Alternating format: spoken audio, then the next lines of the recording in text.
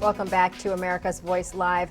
On Sunday, former President Trump spoke at CPAC about his lawsuit against big tech, saying he would not stand for censorship.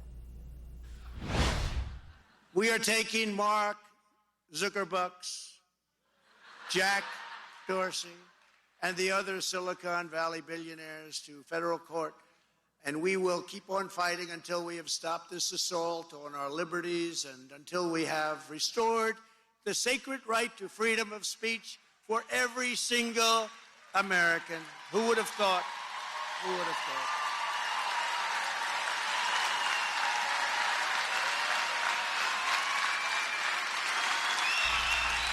Who would have thought?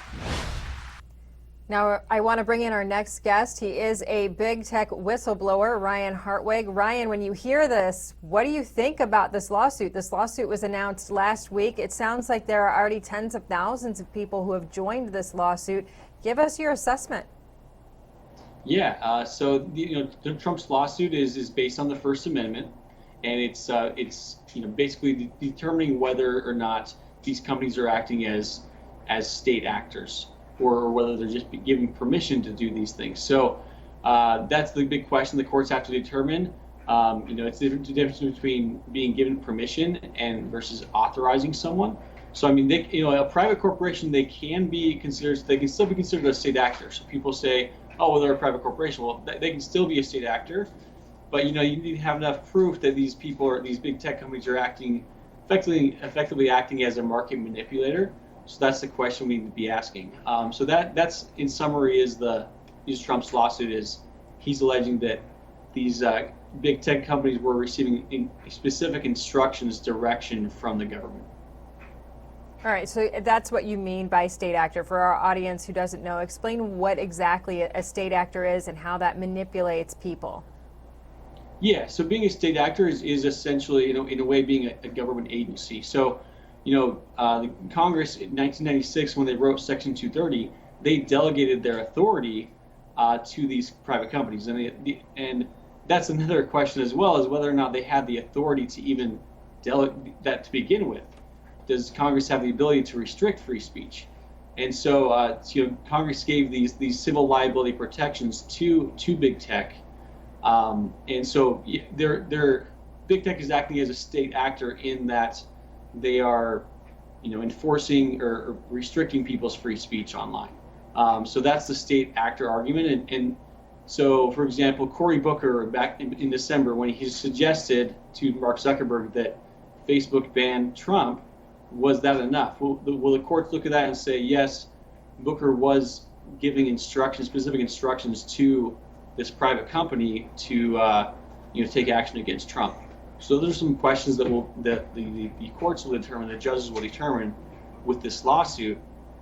So it has some potential. I think it's good that people are stepping up, and we need to have this on the forefront of our minds. It's a very important part of the discussion as far as getting our liberties back, being able to discuss the elections or discuss the election results.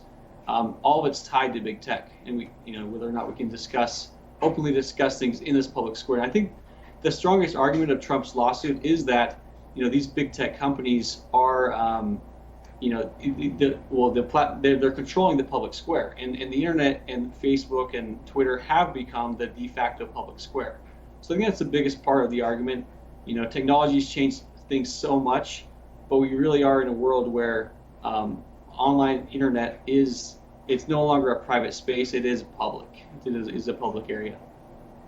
Yeah, so when you bring up the comment about Cory Booker, what about these emails between Dr. Fauci and Mark Zuckerberg? Because we see in those emails that Dr. Fauci seems to be telling Mark Zuckerberg what Facebook should be allowing and what they shouldn't be allowing. Isn't that much more significant when it comes to public health? And obviously, we ended up not being allowed to talk about hydroxychloroquine. Eventually, it came out that was saving people with severe cases in the older age group. So will those emails come up in this lawsuit? Yeah, I think it's a possibility that those emails do come up. Dr. Fauci was, communicating with Zuckerberg about this. So, if it's enough if it rises to the point where it is, giving instructing someone to do something, And then there's also the Dr. Shiva's lawsuit, which is similar to that. We also have proof from a Judicial Watch's FOIA request in California that there were state-level government employees in direct communication with Facebook, where certain activists who were protesting Gavin Newsom were these state employees wanted these activist posts deleted or censored. So it could be the Fauci emails, it could be part of Dr. Shiva's case that shows that another state doing the same thing, or it could be in California, where we had activists like Siaka, a well-known African-American actor who was being blacklisted by Facebook at the behest of the California state government. So all these things could act as proof. Yeah. You talk about Section 230 and that Congress allowed Section 230 to give these protections to social media. At the time, do you think anyone understood what social media would do with those protections? No, I think the courts have amplified Section 230, have interpreted it in such a way that these companies have been given much more authority than what was intended.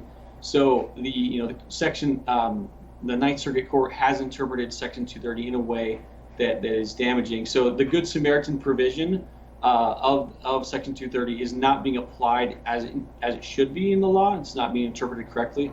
So I was hoping that Section 230 would be reinterpreted by the Supreme Court. The Supreme Court had a chance back in January with Jason Fick's case, his lawsuit against Facebook.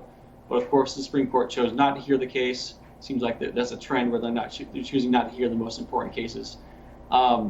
So Section 230 is not being interpreted correctly the way it was intended. Another possible legal strategy would be to sue the United States government itself under the Fifth Amendment for due process, because we have no recourse.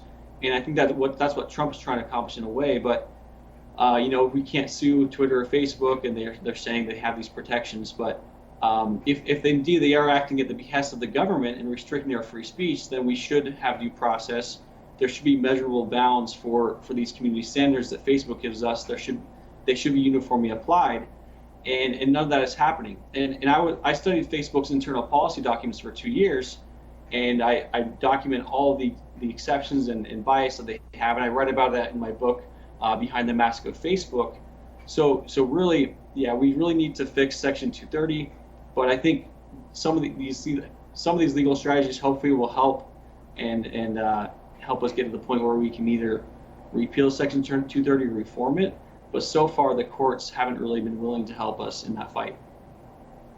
Ryan, is your book available to the audience right now? Can they buy it somewhere? Yeah, the book is available for pre-order on Amazon, and it's officially launches next month, August 17th. But yeah, it's Behind the Mask of Facebook, and with myself and Kent Heckenlively. And so it's a great read. You can learn more about how to fight against big tech, the numerous examples of how conservatives and Trump was censored in the last 2 or 3 years. Wonderful. Thank you so much. Author Ryan Hartwig, thank you so much for coming on. We appreciate it. Stay tuned, everyone. We'll be back with more news after the break.